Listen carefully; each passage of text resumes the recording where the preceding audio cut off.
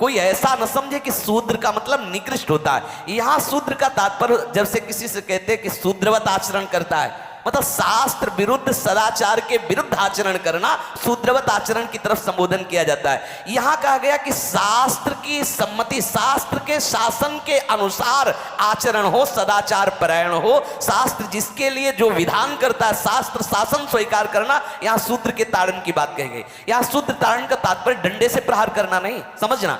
और जो चौथा कहा गया नारी, अगर स्त्री को हम ये कहें कि ताड़न से ही वो केवल काबू में रहती है, तो राष्ट्र में अपने प्रसिद्ध लक्ष्मीबाई जैसी कोई सामर्थ्यशाली वीरांगना, कोई वीरों सामने बड़े बड़े वीरों के दांत खट्टे कर दे, ऐसी बहादुर सिंघनी हुई, अंग्रेजों के दांत खट्टे कर दिए। अगर कोई समझे कि नारी केवल ताड़ने के लिए है तो उसकी मूर्खता है। पुरुष और नारी का समान प्रादुर्भाव हुआ है। भगवान ब्रह्मा के श्री अंग से दाहिनी तरफ से महाराज मनु और बाईं तरफ से उनकी पत्नी उनका प्रादुर्भाव हुआ शतरूपा। अब आप बोलो, एक ही शक्ति के दो भाग हो गए, एक पुरुष रूप धारण कर लिया, एक नारी रूप धारण कर लिया। अब यहां विचार जो है कि उस नारी के ऊपर ताड़न शब्द का क्या प्रयोग है। जैसे आप मार्ग में चले जा रहे हैं और आपने दृष्टि चूक कर दी और नारी आपकी स्त्री पीछे चल रही, तो कोई हमला कर सकता है, क्योंकि वो रत्न है। 14 रत्नों में एक रत्न स्त्री रत्न भी है। स्त्री को रत्न कहा गया है। भगवान श्री राम जब वनवास में जा रहे हैं तो सिया जी को आगे नाव में जब चढ़ाना होता तो पहले सिया जी को चढ़ा, सीए चढ़ाई चढ़े रघुराई, पहले आगे दृष्टि रखो। दृष्टि चूक गई तो रत्न है, यहां दृष्टि रखना। शासन मतलब उसकी पिटाई करना नहीं कि जैसे ढोल को पीटा जाता है ऐसे स्त्री को पीटा जाए, शूद्र को पीटा जाए तो गंवार को, ये व्याख्या नहीं है, ये मूर्खता है, इसे व्याख्या नहीं कहते। जैसे कनक शब्द के कई अर्थ होते हैं, ऐसे ही ताड़न शब्द का यहाँ अलग अलग प्रयोग है। स्त्री के ऊपर दृष्टि रखो। किस भाव की दृष्टि रखे? क्योंकि वो हमारे यहाँ रत्न की तरह है, कहीं कोई ऐसा ना हो कि कुदृष्टि वाला कोई उस पर हमला कर दे।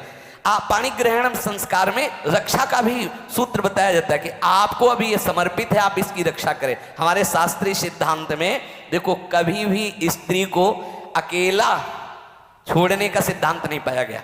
अगर शास्त्रीय सिद्धांत, बच्ची है तो माता पिता के शासन, थोड़ी बड़ी हुई तो भाई आदि के बीच में, और बड़ी हुई तो पति के, और बड़ी हुई तो पुत्रों के, मतलब एक सानिध्य का एक दृष्टि रखी गई है कि यदि आप अपनी दृष्टि में रखेंगे तो उसका अमंगल नहीं होगा, उसका हित नहीं होगा।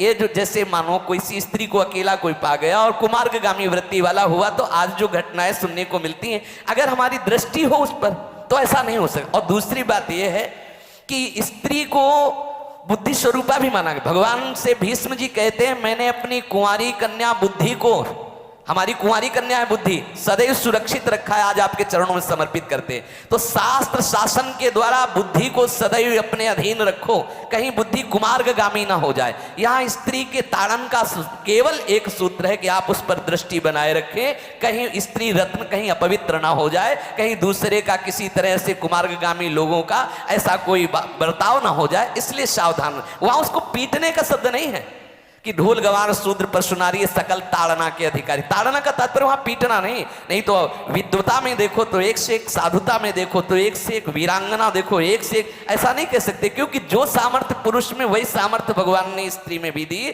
क्योंकि भगवान के ही दो रूप हैं, एक स्त्री और एक पुरुष, समझ रहे ना। तो इसमें एक ताड़न शब्द का कई अर्थ होता है। भगवान की साक्षात शक्ति स्त्री है। अगर कोई इस भाव से देखे कि स्त्री तो केवल ताड़ना मतलब केवल गाली दे के बात करना, ऐसा नहीं। जिस घर में स्त्री का अपमान होता है उस घर का नाश हो जाता है, निश्चित हो जाता है। आप देखिए, रावण का सत्यानाश हो गया जगदम्बा सीता के प्रति, दुर्योधन का सत्यानाश हो गया द्रौपदी के प्रति। जहां स्त्री का अपमान हो जाए, अगर कोई ये समझे कि स्त्री केवल मतलब जैसा हम चाहें वैसा व्यवहार करे, तो अगर नाश ना हो जाए तो हमें बता देना, क्योंकि भगवान की वो शक्ति है। अगर उसे तुम सोचो कि हम ताड़न करें, जैसे ढोल को ताड़न करें ऐसे ताड़न करें, तो तुम्हारा नाश हो जाएगा। बिल्कुल सच्ची बात समझ लीजिए। केवल वहां दृष्टि रखने की बात कही गई है, आपका अधिकार है, आप उसकी सुरक्षा व्यवस्था में रहें।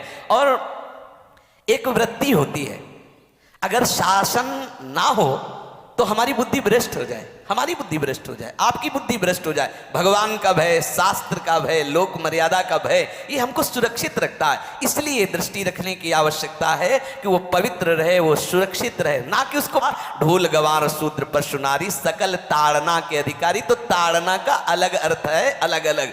जैसे ढोल में ताड़ना, तो वैसे ही सब जगह नहीं ताड़ना लगेगी। आप देखो, पशु जो है, चालक जो घुड़सवार होता है, उसको ताड़ना एड़ी से देता है। अपने चालक जो होता है घुड़सवार, एड़ी से।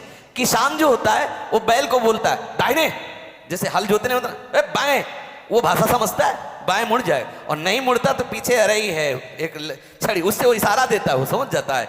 पशु को अपने इशारे से चला लेते। अब उससे कहे, खड़ा होकर हाथ जोड़ के कहे कि भैया बैल देवता आप थोड़ा दाहिने मुड़ जाओ, तो नहीं मुड़ेगा।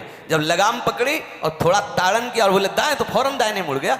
आप देखो, जो बैलगाड़ी चलाते हैं, घोड़ा गाड़ी चलाते हैं, ऊंट चलाते हैं, तो पशु शासन के द्वारा उसको इशारे से किधर चलना